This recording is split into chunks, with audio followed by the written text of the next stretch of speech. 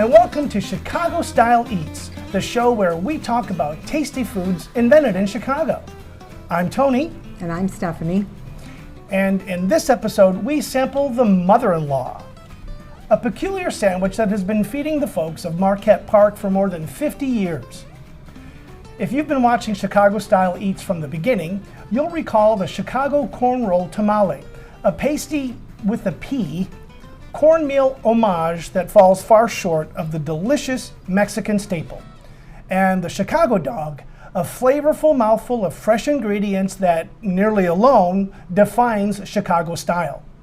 The mother-in-law is a mashup of these two classics, a Chicago corn roll tamale in a hot dog bun covered with chili and buried under traditional Chicago dog ingredients, which you'll recall are chopped raw white onions, neon green piccalilli relish, yellow mustard, tomato wedges, a dill pickle spear, sport pepper, and celery salt. As usual, the origin of the mother-in-law is a topic of dispute. John Pawlikowski, the founder and owner of Fat Johnny's Famous Red Hots in the Marquette Park neighborhood on Chicago's South Side, has been serving it since he opened his establishment in 1972. Johnny Veliotis, founder of Johnny O's Hot Dogs, also claims to have invented the sandwich, selling it from a push cart when he was a teenager. Fat Johnny's run-down-looking shack has garnered some unlikely national attention, thanks in part to a visit by famed food adventurer, the late Anthony Bourdain, in an episode of his show No Reservations, who proclaimed the mother-in-law perhaps the greatest, most uniquely Chicago food invention. National attention, however, did nothing to clear up the dispute as to its inventor. But since Johnny O's shut its doors in 2019, it has left Fat Johnny standing alone to claim the credit. Unless you count the brown-stained, beef-flavored cornmeal in the middle of a corn roll tamale as beef, the mother-in-law is essentially a meatless carbohydrate sandwich. To beef up your sandwich at Fat Johnny's, you can order it with a wiener tucked in next to the tamale, but then it's no longer a mother-in-law. You've just ordered a mighty dog. There are variations on the mother-in-law at other locations using most or all of the same ingredients. Parky's in Forest Park, west of Chicago, serves a tamale boat, or chili tamale, which is a corn roll tamale in a bowl of chili with chopped onions, sport peppers, and oyster crackers. Add cheese and you've got a chili cheese tamale. In humor, generally throughout the world, a mother-in-law is viewed negatively. So why is this very popular sandwich named after a universal pain in the ass? Well, while there is no official answer, fans of the sandwich claim that, like your spouse's mother, this sandwich will give you heartburn too. Since Fat Johnny's Famous Red Hots is featured in the book as the likely inventor of the mother-in-law, we took a trip down to the South Side Marquette Park neighborhood to give it a try. Only when we got there, they were closed. It was during business hours and they were closed with no sign, and for some reason the gate wasn't locked. And it was Saturday, they were supposed to be open, and we don't know why. There was didn't know what to do. Nothing else, nothing to tell us what was going on. We hope Mr. Pawlikowski is okay.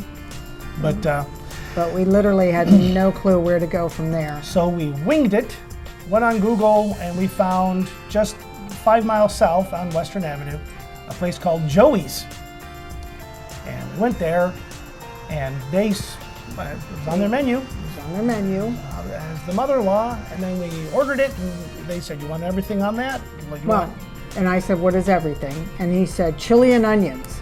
And since I couldn't remember what was supposed to be on a mother-in-law, I was like, "Yeah," not realizing there's supposed to be a lot more. Yeah, that was it. And they serve the Chicago dog, so they have the piccalilli relish and the mustard and the celery salt. They have everything that you need, but for some reason they don't put it on their mother-in-law. Yeah. So we tried it, and with the idea that at some point later on we'll go back to Fat Johnny's and try it again. We'll do maybe do a Chicago Eats Extra to get it, back into the rotation. But it was, I will say, I think mainly because of the chili and the raw onions. It was a tasty bite. However, it was just a mush sandwich.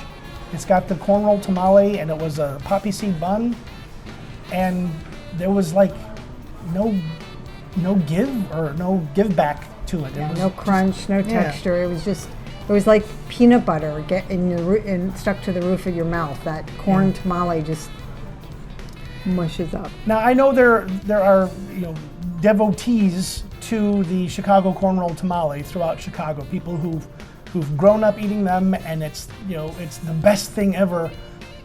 But it's not the kind of tamale that I grew up eating, and I'm not even talking about the traditional Mexican tamale. I'm talking about Derby, the Derby tamales, the Delta, in the jar. They were the Delta, the Mississippi Delta tamales. Different thing. They're wet in a, like Stephanie said, in a jar, wrapped in a like a wax paper.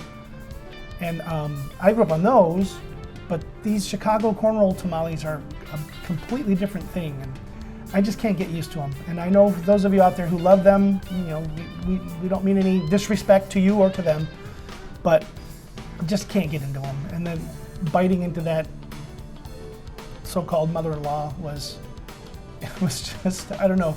It tasted good, but I wasn't going to finish chili. It. It tasted good. Yeah, and I would have liked the fresh tomatoes on there, because I think that would have given a little fresh and a little crunch, and the pickle would have been good. But we went there. We couldn't find a suitable alternative that was all the ingredients.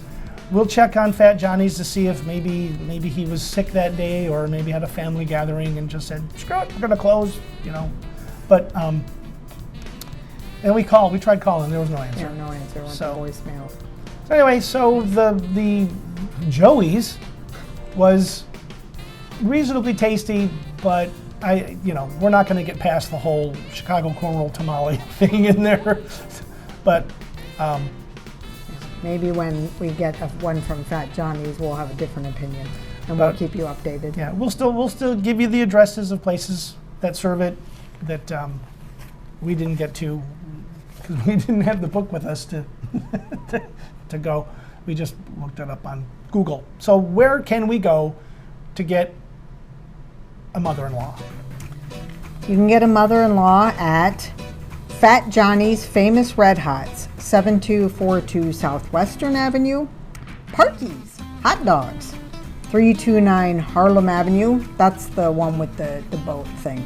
Yeah. And Nikki's Euros, 10701 South Roberts Road in Palos Hills, Illinois. So head on out, and if you find, other than Fat Johnny's, if you find a place that serves the full deal mother-in-law with all those ingredients, the hot dog ingredients, drop a comment, drop a note in the comments, and let us know where we can find one if it's not on the list that we just gave you. So head out, find one, and enjoy. Coming up on the next Chicago Style Eats.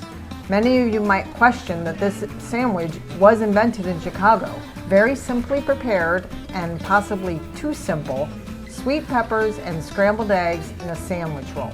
It is thought that immigrants who came from Italy to Chicago in the late 19th and early 20th centuries invented it as a non-meat food option. The idea for the sandwich is that Italian beef stands wanted to serve something to Catholics when they were not permitted to eat meat. So they offered this sandwich as an option so as not to lose business. If you like this episode, click the thumbs up icon below. Don't like it? Let us know in the comments what might make it better. Want to see more Chicago Style Eats? Click the subscribe button below so you can get an alert each time we drop a new episode. Don't know what the heck we're doing? Click on the end screen or the link in the description below to see our intro video. Thanks for watching.